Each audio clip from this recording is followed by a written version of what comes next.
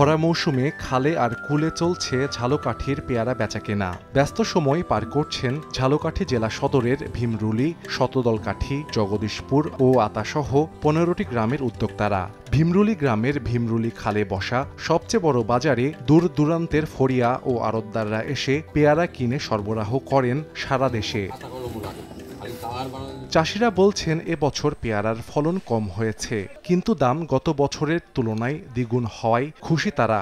শুরু থেকেই পাইকারিতে প্রতিমন পেয়ারা বেচাকেনা হচ্ছে ৮০০ থেকে ১০০০ টাকায়। ৩ মাসের মতন আমাদের এখানে পর্যটক কেন্দ্রটা থাকে এবং দেশ বিদেশ থেকে বহু লোক আসে। এরকম পেয়ারা কোথাও পাইবেন না, কোথাও না। এটা হচ্ছে সুস্বাদু পেয়ারা, এটা একটা বরিশালের একটা গর্ব, এটা একটা শুনেন বরিশালের। পেয়ারার ফলন কম হইলেও চাষিরা খুশি আছে, মোটামুটি বাজার ভালো, চাষিরা মোটামুটি লাভবান থাকবে এবারে। এবছর ৮ কোটি টাকার পেয়ারা বিক্রির আশা করছে কৃষি বিভাগ। পেয়ারার বিভিন্ন প্রযুক্তির বিষয়ে আমরা কৃষকদেরকে পরামর্শ দিচ্ছি এবং ভবিষ্যতে যারা পেয়ারার এই ভাসমান বাজারটা যারা আরও ভালো হয় সেই জন্য আমরা প্রয়োজনীয় পদক্ষেপ নেওয়ার জন্য সংশ্লিষ্ট কর্তৃপক্ষের দৃষ্টি আকর্ষণ করেছি।